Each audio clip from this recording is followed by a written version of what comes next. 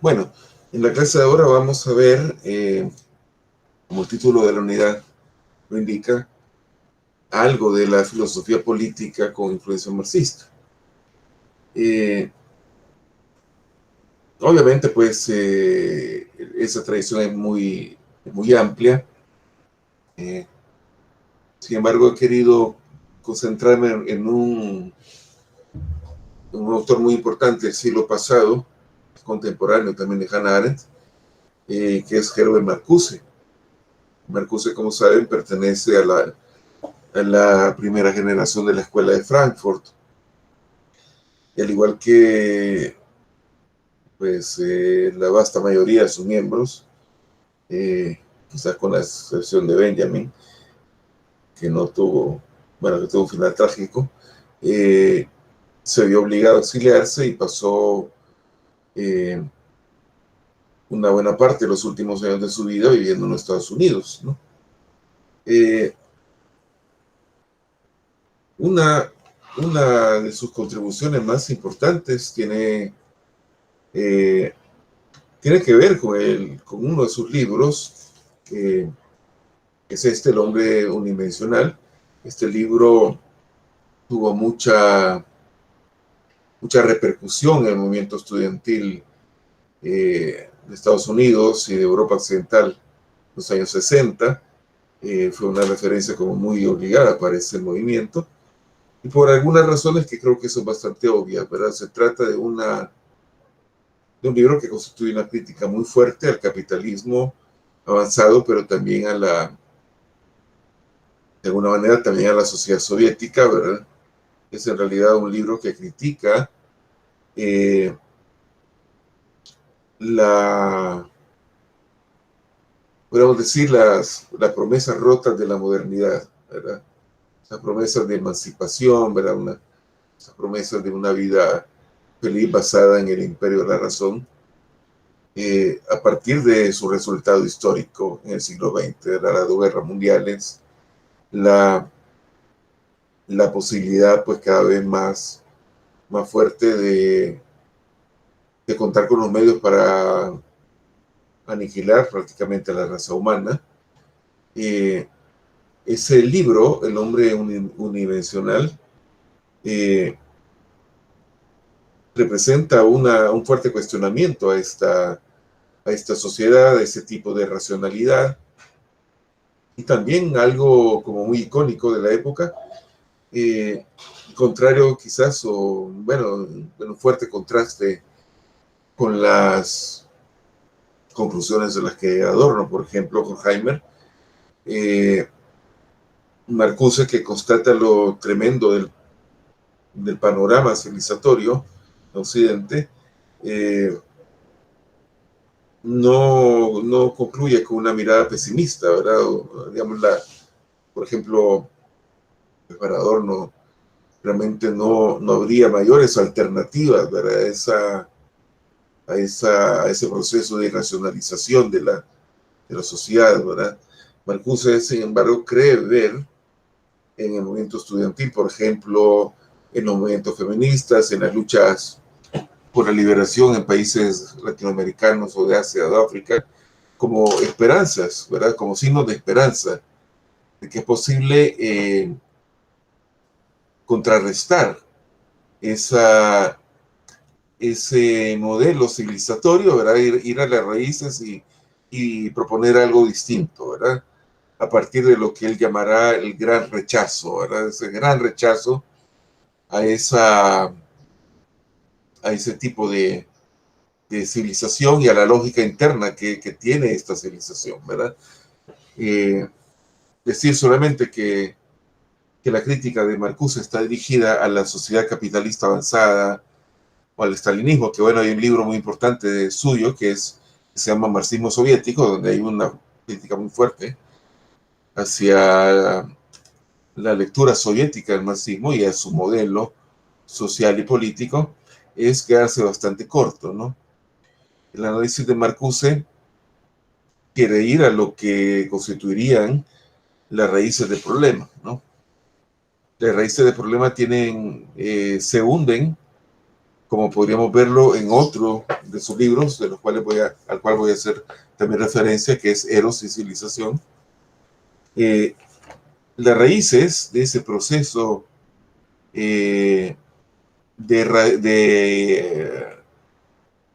¿cómo podríamos decir?, de una racionalidad, que será la racionalidad instrumental, como decían Adorno y Horkheimer, de una racionalidad que está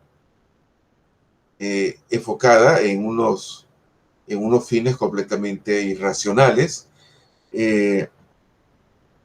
Las raíces de ello tienen que ver con la misma constitución de la civilización capitalista, y para ello Marcuse irá más allá. Claro que va a tomarlo en cuenta, por supuesto,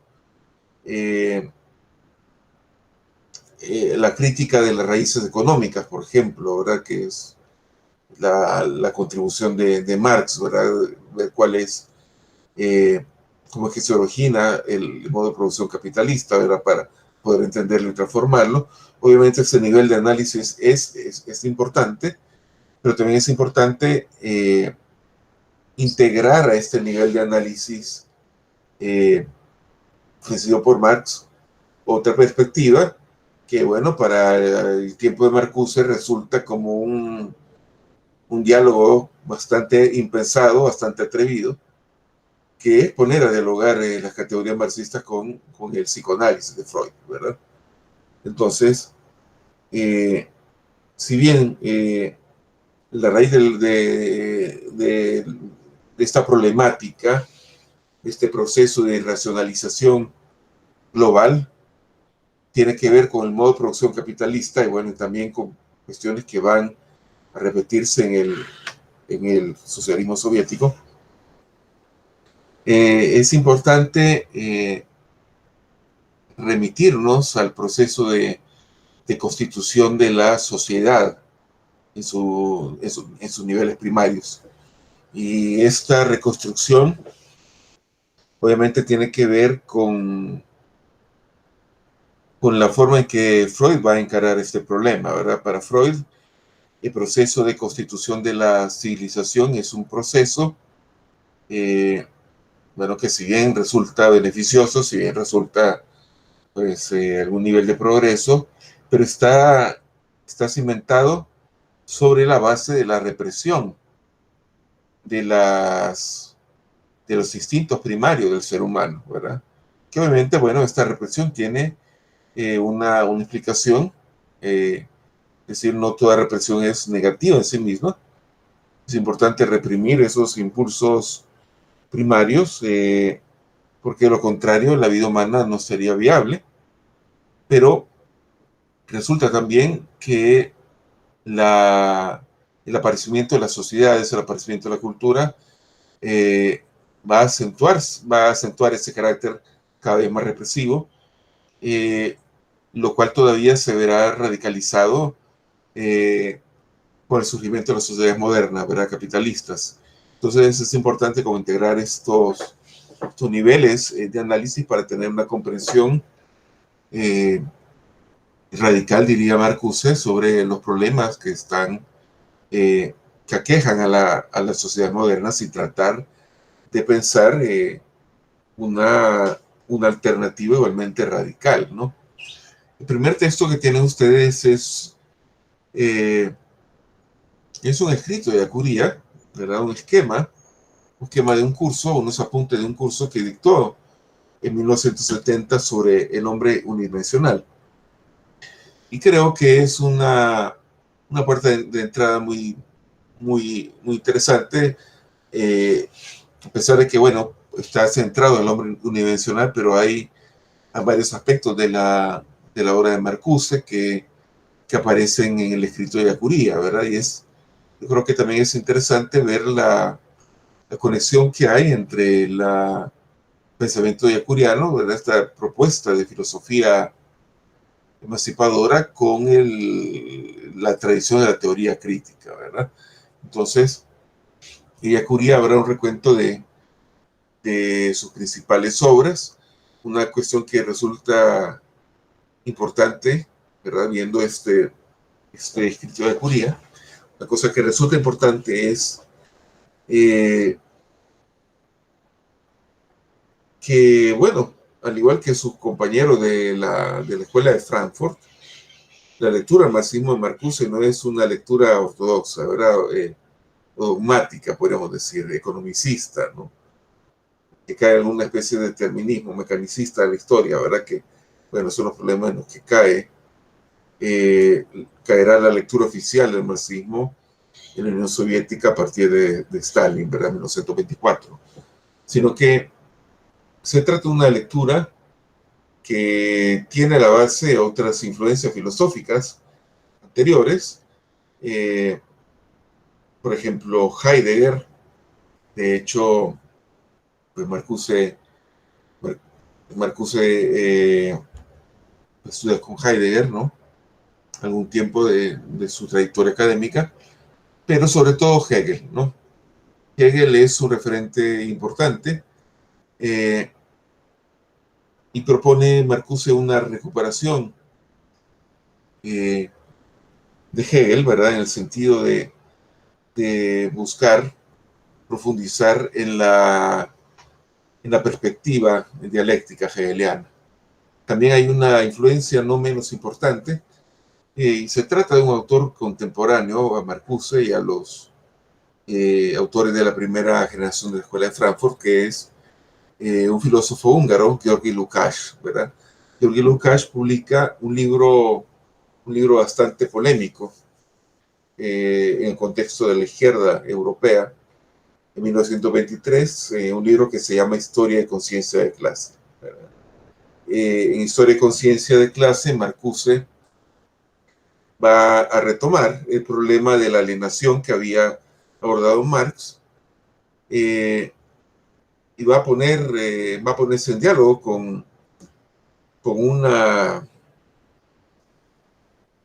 corriente de pensamiento bastante influyente, no solamente para el propio Lukács, sino para Marcuse, que es Max Weber, ¿no? Eh, la originalidad de Max Weber reside, entre otras cosas, en su atención a los problemas culturales, ¿verdad? Y al tipo de racionalidad que se va configurando en la modernidad. Un término muy usado por la escuela de Frankfurt es el término de racionalidad instrumental, ¿verdad? O racionalidad estratégica. Ese término es de Max Weber y designa como el tipo de racionalidad por el cual van a guiarse las acciones humanas, ¿verdad? La racionalidad de medios y fines, ¿no? Lukács va a leer a Max Weber y va a hacer a partir de muchas de sus categorías una lectura interesante sobre el problema de la alienación en Marx. Y Lukács dirá que el problema de la alienación, si bien es cierto, la alienación, bueno, entendida claro como falsa conciencia, si bien está expresado en las relaciones económicas de producción, será un fenómeno que va a extenderse al conjunto de la sociedad. Y Lukács hablará de un proceso de cosificación, ¿no?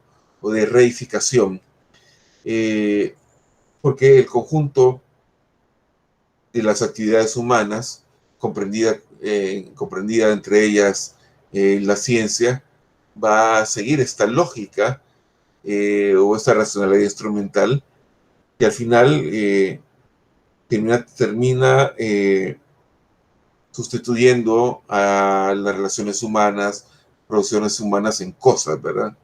En cosas que se pueden manipular para conseguir determinados fines. Ya sea el lucro, ¿verdad? La ganancia, el poder, etcétera, ¿verdad? Entonces, a Marcuse le impacta mucho el libro de Lukács y a partir de ello también va a caer en la cuenta que es importante hacer un estudio, eh, al igual que Marcuse y Adorno, un estudio de los problemas de la cultura en el capitalismo avanzado, ¿no? Eh, es importante la relación que hace Yacuría en este texto con relación al título de uno de sus libros, que es Razón y Revolución, se trata un libro en el cual Marcuse hace una reconstrucción de los orígenes de la teoría social a partir de Hegel, ¿no? Esta relación entre razón y revolución que otros autores van a formular, por ejemplo, en otros términos, en términos que vinculan, bueno, podríamos decir la conciencia, el espíritu, etcétera, con la historia, ¿verdad? Entonces, bueno, Marcuse habla, por ejemplo, de razón y revolución, ¿verdad? Así como Heidegger, y verán ustedes un cuadro que incluye a Curie en el texto, Ser y Tiempo, el mismo Marcuse con ontología e historicidad, o Lukács con conciencia de clase de historia, ¿verdad? La relación la trae a cuenta ella Curie,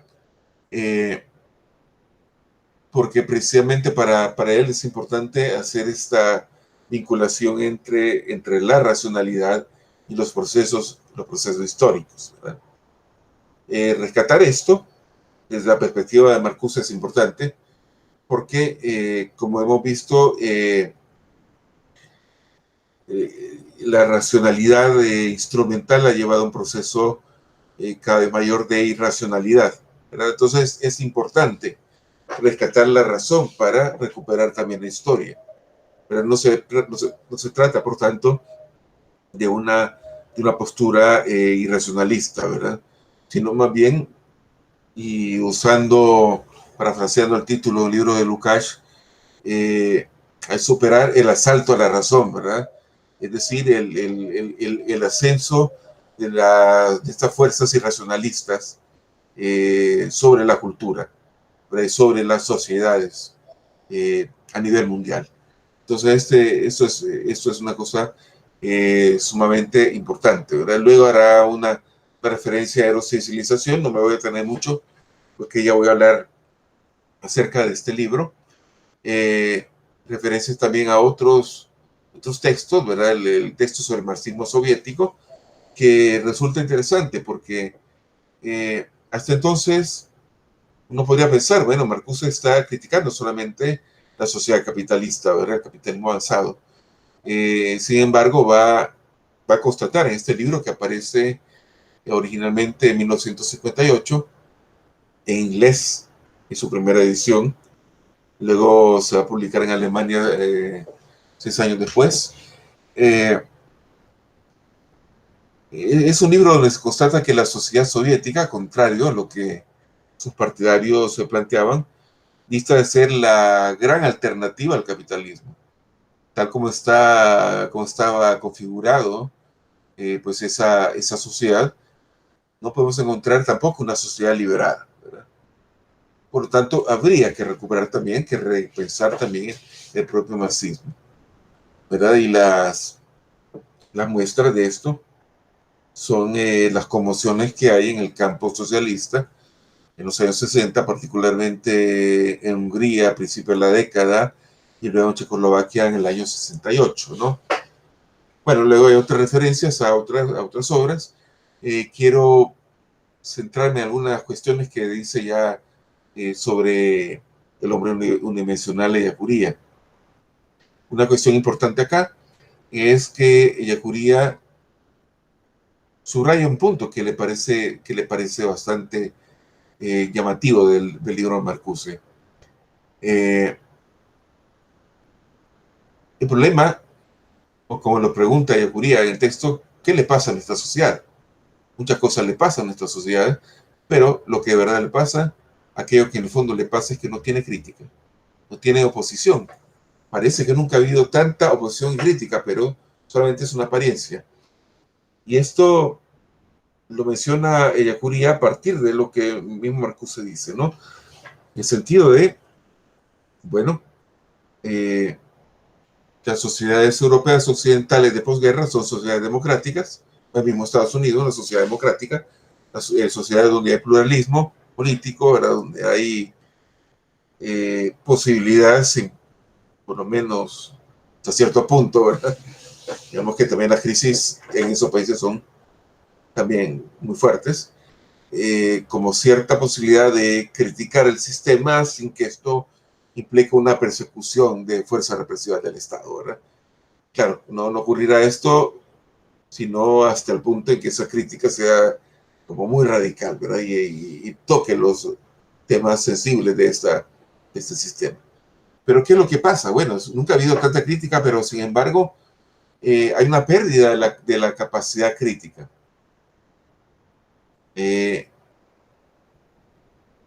Y es el hecho de que va a predominar, y de ahí el título, la justificación del título, como lo dice Ellacuría, una sola dimensión, una única dimensión de la racionalidad. Recordemos en términos dialécticos que, bueno, la dialéctica es, podríamos decir, una tensión entre la afirmación y la negación y la confrontación entre estas y una síntesis provisional, obviamente, que va a derivarse de esta confrontación. Lo que sucede en la sociedad unidimensional es que solamente hay predomina la afirmatividad de la sociedad, es decir, esa forma de ver la sociedad como la afirmación de lo racional. La sociedad tal como está dada es racional, es justa, es buena, es deseable, etc. Por lo tanto, tenemos una sola dimensión de la realidad. No tenemos la otra dimensión que también es importante, la dimensión de la negación. ¿Verdad? Como decía Curie, es importante esto, ¿verdad? Es importante la duda y la negación. ¿Por qué? Porque a partir de la duda y la negación uno puede plantearse si esta sociedad tal cual está configurada es racional, es una sociedad justa, o es posible pensar en otro tipo de sociedad, ¿verdad? Entonces por ahí va la cuestión de la unidimensionalidad. Por lo tanto, la tesis fuerte que subraya Curie Marcuse es que la sociedad es irracional como un todo. No es que sea completamente irracional, o sea, elementos racionales, pero la totalidad social es irracional. Las partes racionales, como dice Yacuría, están al servicio de un todo racional. Es la concepción última de nuestra sociedad, fines y sus medios fundamentales. Una irracionalidad que se explica, por ejemplo, o que podemos ver en una productividad, un nivel de productividad muy grande, es decir, nunca, y estamos hablando de los años 60, 70, imagínense ahora, ¿verdad? 50 años después, nunca antes habíamos visto pues, semejantes avances en la productividad, ¿verdad? En la capacidad, en el desarrollo de las fuerzas productivas, para decirlo en las categorías marxistas tradicionales.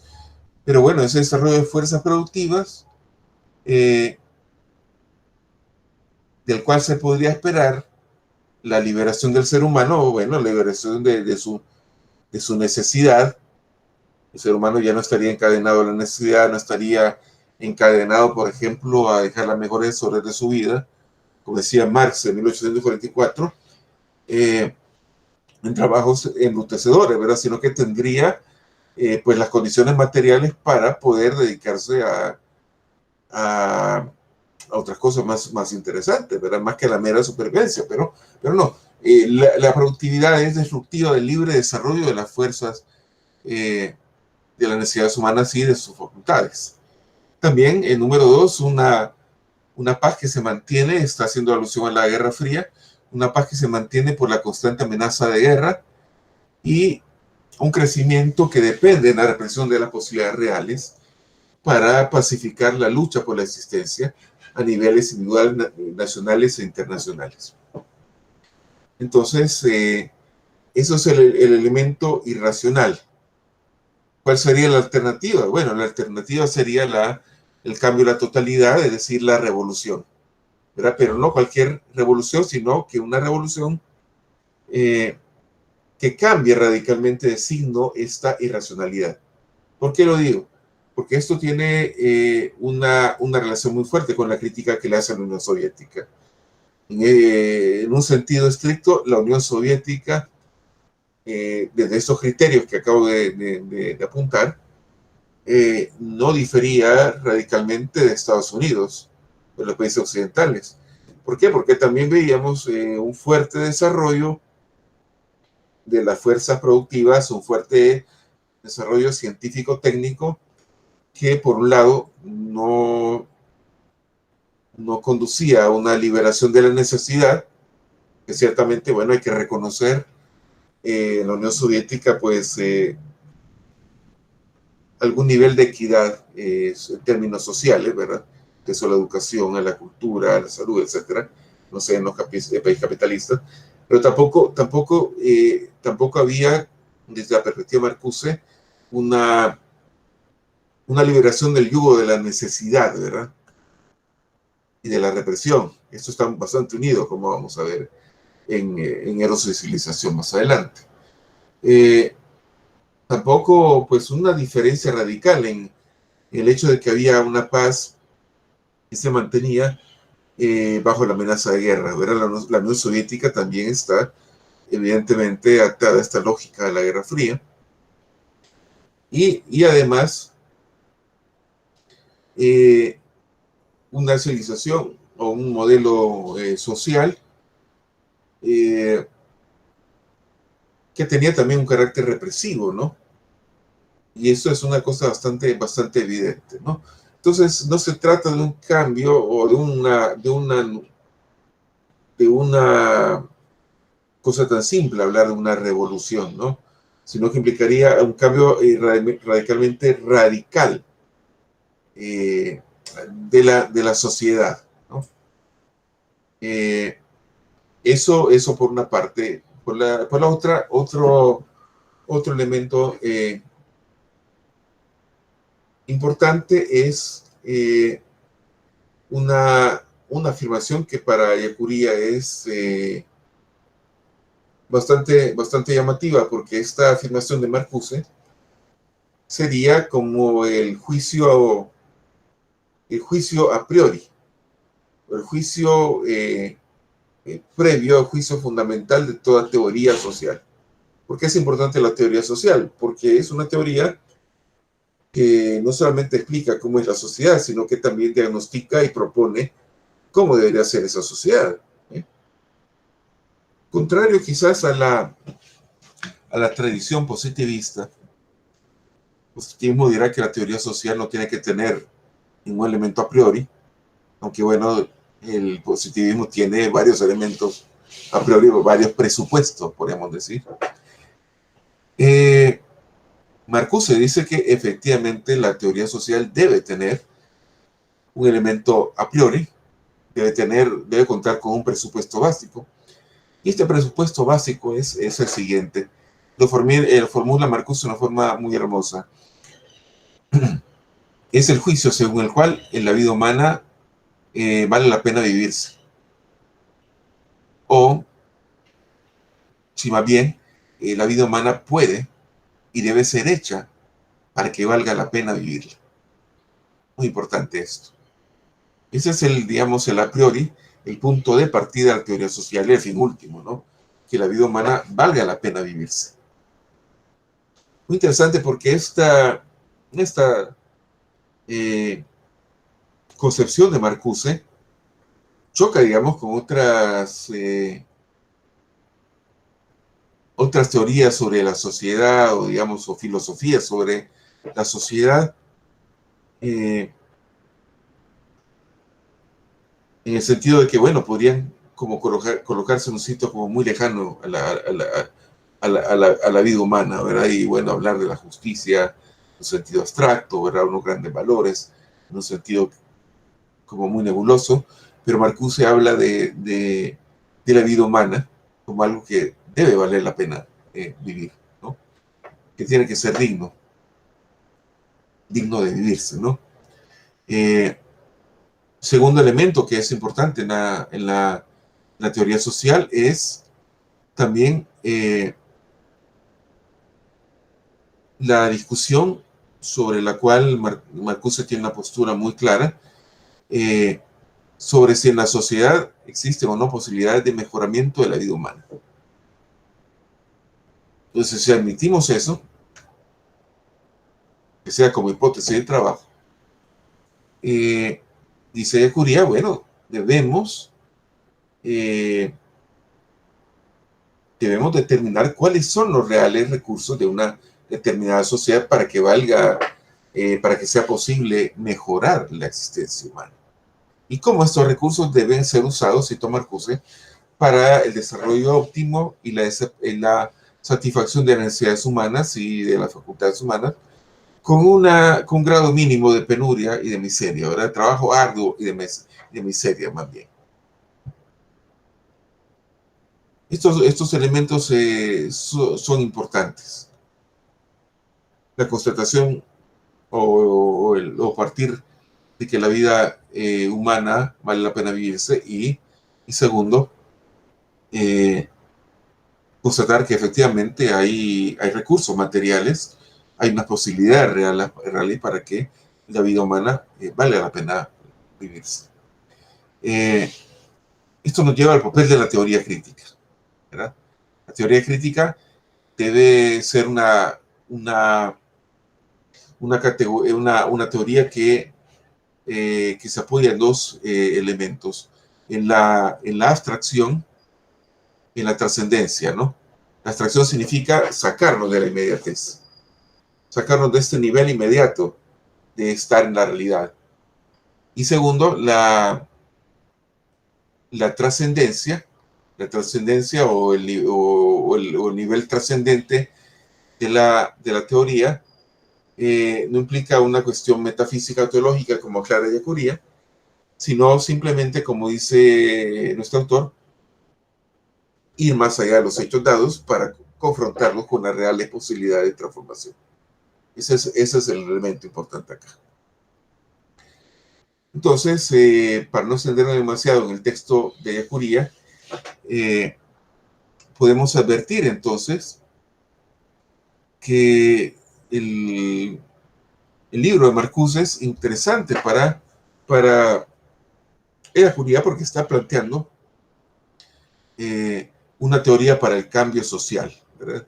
Para un cambio social radical, ¿verdad? Y esto no deja de resultarle interesante a Ellacuría. El abordaje de la obra de Marcuse, bueno, lo he dividido en dos partes, a partir de dos de sus obras, de Eros y Civilización y del hombre unidimensional. Quiero referirme a Eros y Civilización, pues en lo que queda de la clase, porque se trata, bueno, de un texto bastante a tono también con el clima cultural, social y político de los 60. Recordemos también que en ese momento también es el periodo de la lucha por los derechos femeninos y lo que se conoce como la revolución sexual, ¿verdad?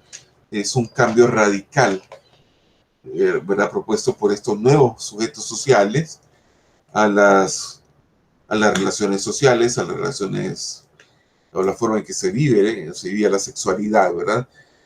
A partir de la constatación de que la sociedad es una sociedad eminentemente represiva, ¿verdad? Ciertamente, hay muchos elementos que encontramos acá que resultarán como muy característicos de todo ese ambiente de transformaciones, ¿verdad? Primero, podríamos decir aquí, quizás hay una especie de diagnóstico de la sociedad que va a ser complementario con el del hombre unidimensional, y es esto: ¿cuál es la gran contradicción de las sociedades modernas? La gran contradicción de las sociedades modernas es que estas sociedades, por lo menos aparentemente, han desarrollado un nivel de racionalidad, han desarrollado un nivel de cultura, de civilización, en virtud del cual tendríamos que haber superado hace mucho el carácter represivo que está inveterado en la génesis de las sociedades, ¿verdad? Ya veremos qué es lo que dice Freud al respecto. Sin embargo, las sociedades contemporáneas, como dice Marcuse, siguen siendo sociedades represivas. Claro, y esto, que como digo, es bastante complementario a lo unidimensional, ¿verdad? Este nivel de análisis. Claro, nos movemos ante sociedades que aparentemente son muy civilizadas, ¿verdad? Como diría Foucault en la Historia de la Sexualidad, bueno, hoy es posible hablar abiertamente de sexo, ¿verdad? Explayarse sobre la propia sexualidad y demás, ¿verdad? Pero, ¿qué es lo que hay detrás de esta libertad aparente, ¿verdad? Lo que hay detrás es un nivel de represión muy sofisticado y muy enraizado, eh, que hace, como dice Marcuse, que la gente se vea coordinada y reconciliada con el sistema de dominación. La gente es feliz siendo dominada, ¿verdad? Y hay, en este sentido, eh, productores de la literatura que hablan de eso, ¿verdad? Por ejemplo, la novela de Aldous Huxley, ¿verdad? De Un Mundo Feliz. Es eso, ¿verdad? Es una distopía de una sociedad futura donde hay una represión de parte del Estado que controla todo, desde el diseño genético, ¿verdad? Hay toda una clasificación genética de los individuos hasta el control de los impulsos de placer, ¿verdad? Por ejemplo, ¿no? Es una sociedad feliz, eh, eh, precisamente porque los miembros de sus élites tienen a disposición una especie de droga que los pone en un estado de euforia, de alegría, ¿verdad? Y se olvidan del dolor y de la muerte, ¿no? Entonces las sociedades contemporáneas van a ser como el ejemplo de este tipo de coordinación con, la, con la represión existente, ¿no? Eh, Esto tiene mucha relación con qué es o hacia qué está dirigida la represión en las sociedades contemporáneas. En buena parte, esta represión para Marcuse está eh, dirigida orientada hacia la lógica de proceso de producción capitalista, ¿no? Eh, hay una represión de los instintos primarios, que son los instintos de eh, el eros y el tánatos, ¿verdad? Es decir, los impulsos creativos, para que, bueno, se explican o se explayan en buena forma en el erotismo, en la sexualidad, pero también tienen otras formas, ¿verdad? En el arte, por ejemplo, y el impulso de destrucción o de muerte, ¿verdad? Que se expresa en la violencia, ¿no? En otras cosas, ¿no?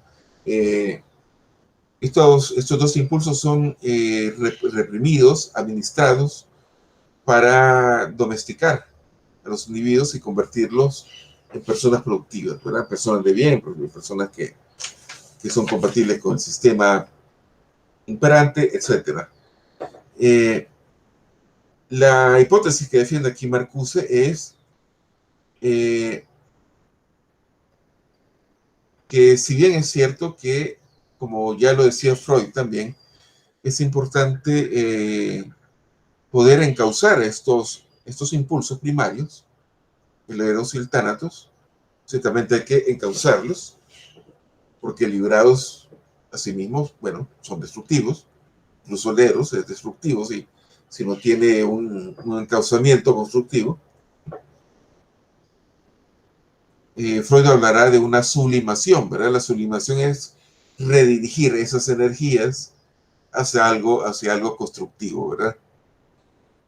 Eh, por ejemplo, eh, cómo la energía sexual se redirige, se sublima, diría Freud, por ejemplo, en la vida del sacerdote, en la vida de la persona que está retirada en un monasterio religioso, ¿verdad? Redirigida, por ejemplo, a la contemplación espiritual o a la actividad intelectual, ¿verdad? Entonces es una forma de reencauzamiento de los impulsos primarios, ¿verdad? Y entonces eso es importante.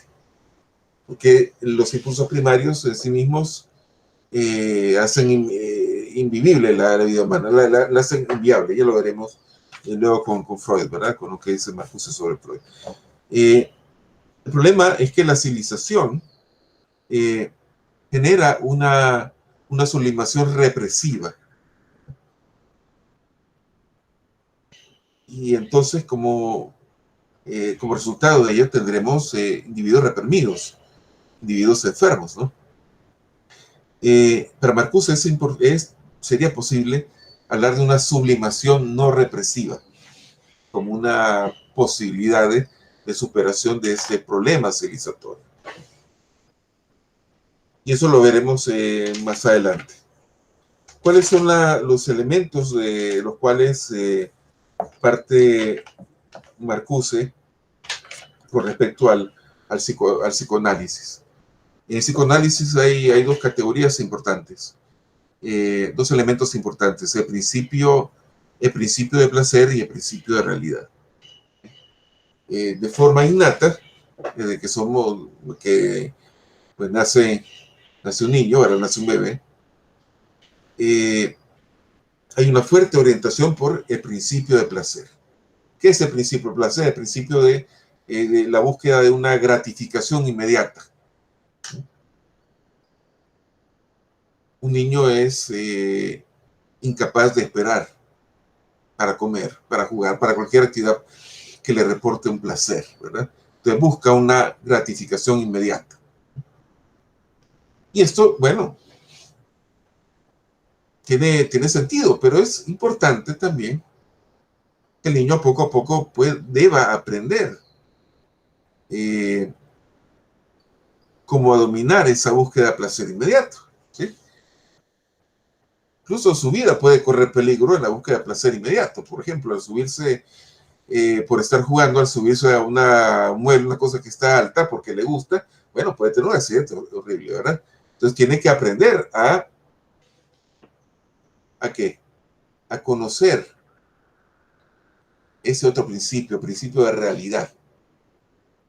Principio de realidad, lo que nos está diciendo es que la búsqueda de placer no puede ser ilimitada. No siempre la búsqueda de placer va a ser beneficiosa para nuestras vidas, ¿verdad? Entonces, eso es importante. Son dos principios, el principio de placer y el principio de realidad. Y bueno, desde la perspectiva de principio de realidad, digamos, en ese desarrollo de la personalidad, que no solamente es el desarrollo de la personalidad del individuo, sino que también es el desarrollo civilizatorio, es decir, la perspectiva filogenética y ontogenética. Debemos, debemos ir aprendiendo que, contrario a lo que nuestra búsqueda del placer indica, no somos el centro del mundo. Hay otros seres humanos, ¿verdad?, con los cuales debemos convivir. Hay unas normas, unas reglas, un vivir en sociedad, etc. Todo eso forma parte del principio de realidad. Y tiene que ver también con esta dialéctica con el principio de placer, ¿no? Cómo aprender, por ejemplo, que es importante muchas veces postergar el placer inmediato por un bien mayor todavía. Entonces el esfuerzo, ¿verdad?, es inculcar el esfuerzo, la capacidad de esperar, ¿verdad?, la capacidad de trabajar. Y esto en sí mismo no es malo, ¿verdad? Es parte también del proceso de adaptación y de socialización de la especie humana y del individuo y el desarrollo de su personalidad. ¿Por qué razón? Porque el eros, o el principio del placer incontrolado, es, como dice Marcuse, es tan fatal como su mortal contrapartida, ¿no? El instinto de muerte. Entonces, ello debe ser encauzado. ¿Qué es lo que pasa? Que, bueno, el nacimiento de las culturas para Freud implica un proceso tal como están configuradas, un proceso de represión. La represión no necesariamente es mala, ¿verdad? Pero está tan acentuado el carácter represivo de las sociedades el carácter de represión sobre los instintos humanos, sobre la misma personalidad humana, ¿cuál es el resultado? Bueno, para Freud será un término que al parecer como que está bastante superado, bastante cuestionado por la psicología misma, ¿verdad? Individuos neuróticos, individuos con conflictos mentales, ¿verdad? Individuos desajustados. Y no solamente serán los casos clínicos, ¿verdad?, que va a estudiar Freud, sino que es una patología psicológica socialmente extendida. Por ello dirá Marcuse, esto no podemos verlo solamente a nivel de la psicología individual. Las categorías psicológicas son categorías políticas. ¿Por qué? Porque dan razón de problemas sociales, de problemas de la colectividad. Entonces, no son cosas que atañen a pacientes aislados, ¿verdad? Patologías de ciertos individuos, sino que la sociedad, como tal, es una sociedad enfermiza. Es una sociedad represiva. Ahora, Freud también obviamente va en esta línea, ¿no? En la sociedad capitalista, desde la argumentación de Marcuse, esto está bastante vinculado con el mismo proceso de constitución del capitalismo. Aquí Marcuse va a deberle mucho, obviamente, al marxismo, pero también al análisis de Max Weber sobre la constitución de las sociedades modernas, ¿no? Max Weber, como hemos dicho, le presta mucha atención a los elementos culturales, a los elementos ideológicos. Una de sus obras más reconocidas es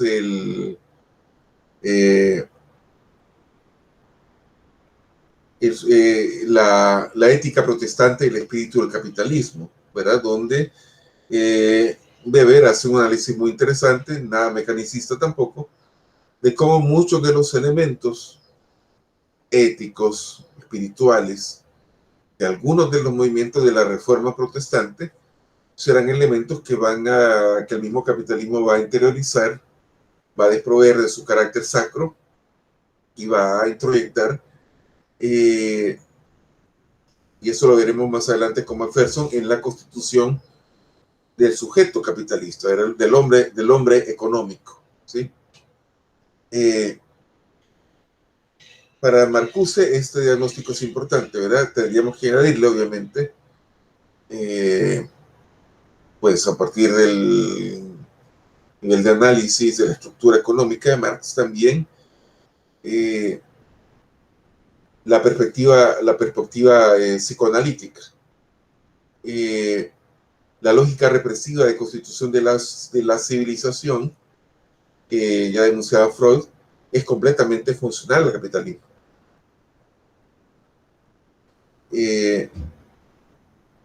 ¿Por qué razón? Porque, vamos a ver, si nos vamos a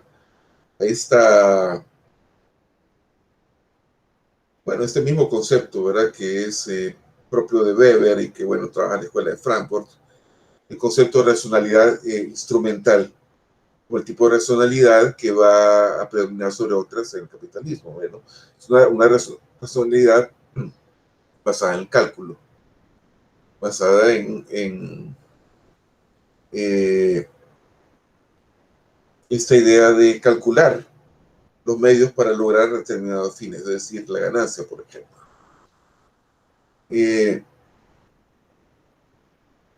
Ese tipo de racionalidad es funcional, obviamente, al capitalismo, pero también es importante para garantizar que los individuos que son sumidos a la lógica de esa racionalidad, a la lógica de un sistema de producción de mercancía y de comercialización de la mercancía,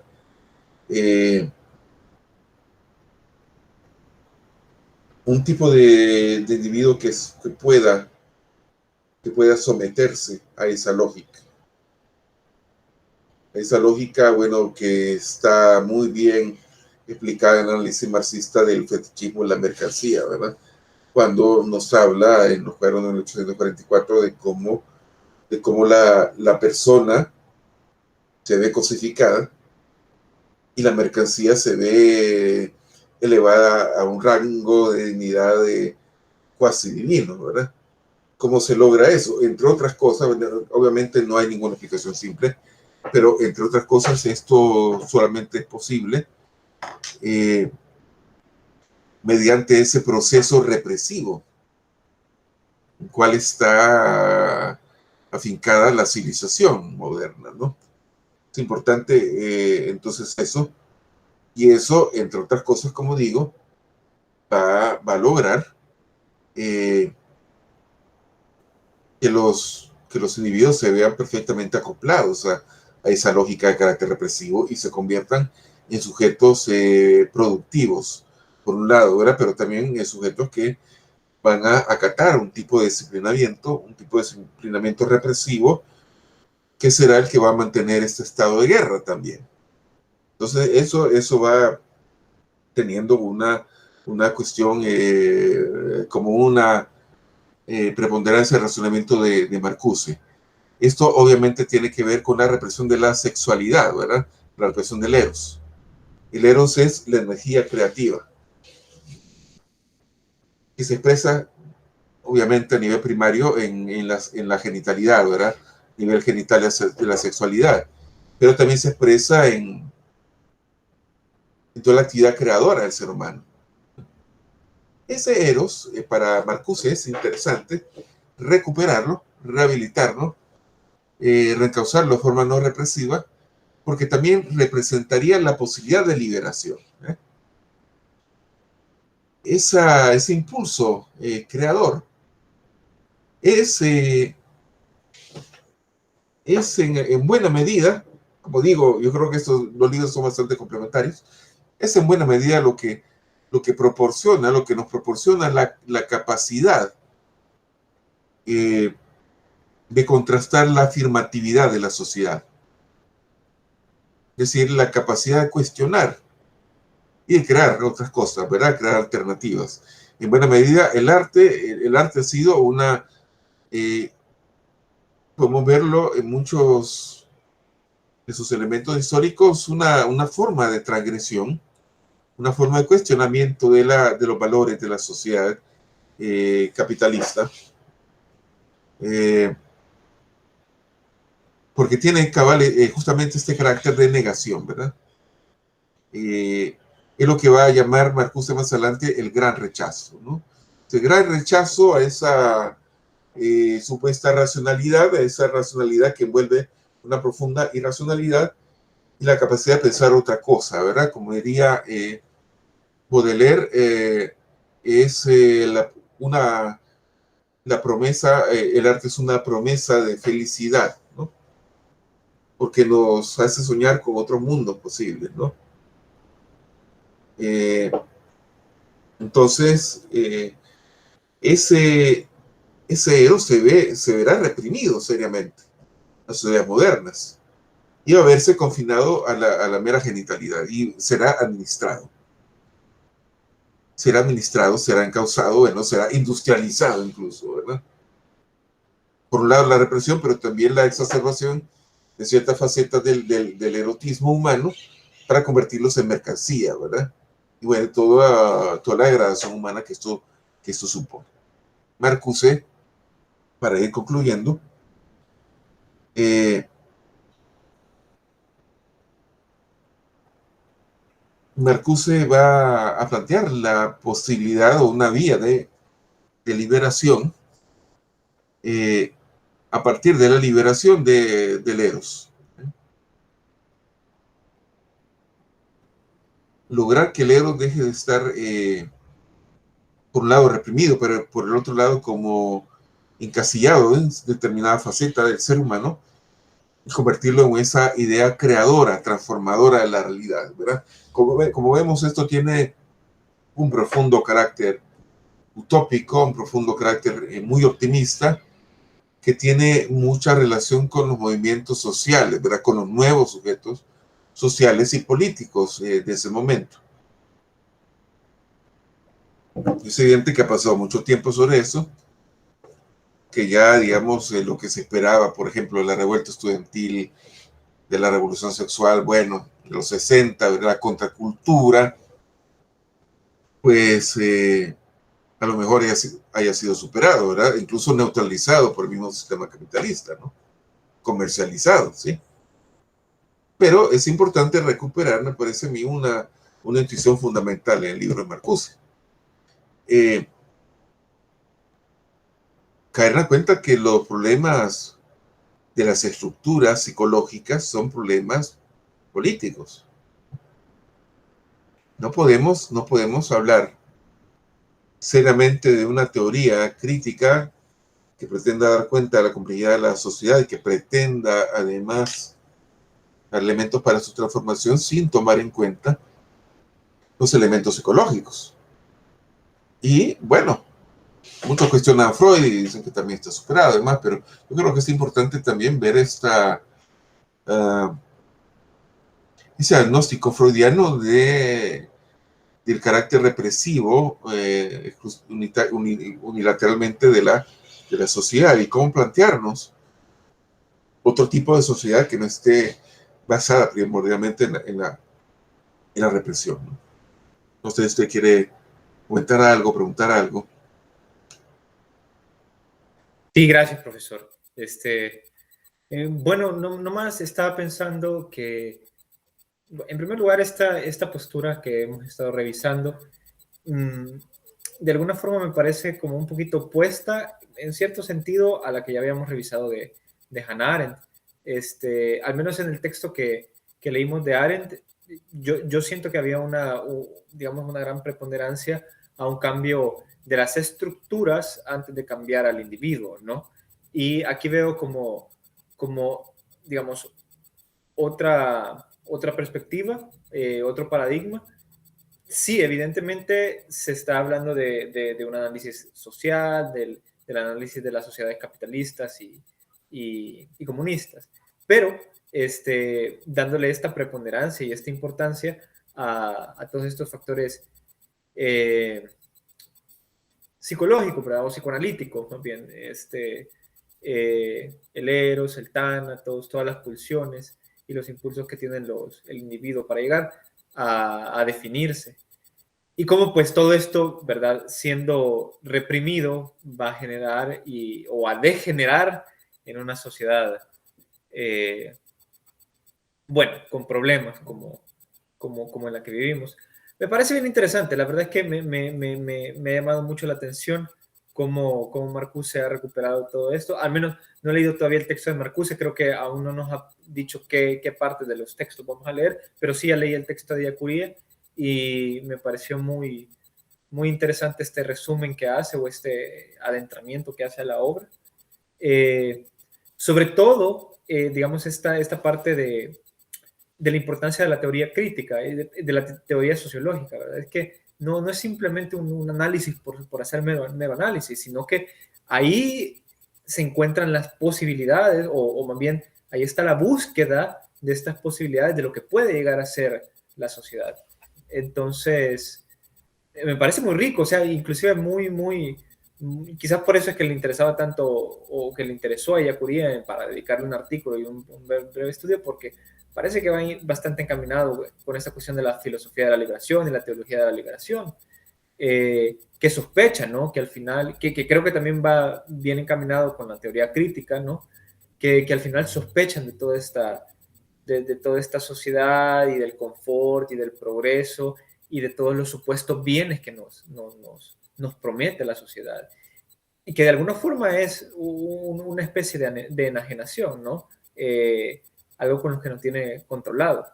Y con eso termino, ¿verdad? Es increíble cuántas voces se pueden escuchar en redes sociales, en los noticiosos por las mañanas, bueno, en un montón de lados. Es decir, cualquier es crítico ahora, ¿verdad? Pero, y como que da la apariencia de que se puede establecer cierta oposición al status quo, ¿no? Pero realmente es eso, o sea, inclusive uno puede preguntarse, ¿verdad? Al menos yo, que lo he hecho, que quizás arrojar alguna crítica ahí en Facebook o en alguna red social, realmente esto es crítica, ¿no? Realmente se está haciendo un trabajo concienzudo o realmente se está oponiendo, o es algo más que la sociedad ya lo tiene de alguna forma contemplado y es aceptado, ¿no? Está bien colocado ahí. Uh-huh. Sí, efectivamente, ¿verdad? Ahí el problema, como usted lo señala, también es eso, no la, y que subraya Curia en el texto de este curso, la neutralización de la capacidad crítica, ¿verdad?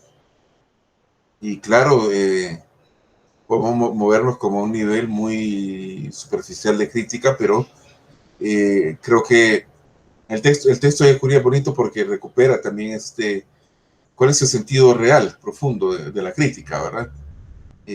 Una crítica para qué, ¿verdad? Eh, y obviamente, pues, como es una cosa como muy marcada en Curia, ¿verdad? Desde ese texto suyo del objeto de la filosofía, el objeto de la filosofía es la realidad, ¿verdad? La crítica, ¿qué es? Bueno, ¿para qué? Para transformar esa realidad en ese sentido que dice Marcuse, ¿verdad? Que valga la pena vivirla, ¿verdad? Que valga la pena vivir la vida en esa realidad, ¿no? Entonces es un autor bastante motivador, ¿verdad? Bastante, también es muy interesante, ¿verdad? Muy placentero leer a Marcuse, ¿no? Bueno, nos quedamos acá entonces y vamos a continuar el día jueves a las 3 por acá. Gracias, Sí, Francisco. Dígame. claro, profesor. Entonces nos va a pasar, o qué leemos de los dos libros, ¿verdad? De los dos libros de Marcuse. Ajá. Bueno, yo le recomiendo que lean los prólogos de ambos libros. Los prólogos de ambos libros, ok. Sí. Perfecto. Voy a dejarles una cuestión para el otro martes, ¿verdad? Ya Sí, hablaremos después sobre ello. sí. Excelente. Perfecto. Entonces, solo para salir de dudas, con la exposición y el texto cubrimos 2 actividades, porque veo que hay 6 actividades enlistadas Sí, en la cuestión de notas. No estoy seguro, ¿verdad?, cómo va a funcionar eso. Ajá, solo le preguntaba. sí, que ahora cubríamos 2 de esas actividades. Ajá. Muy bien. Bueno, ¿y cuántas semanas nos quedan? Nos quedan 3, ¿verdad? Quiero ver, ya le digo. Déjeme ver. Por aquí tengo el calendario, vamos a ver. Creo que sí, como 3 semanas, ya le digo. Perdón. Sí. Sí, porque estamos ahora a 18, ¿verdad? Bueno, descontando esta semana, 1, 2.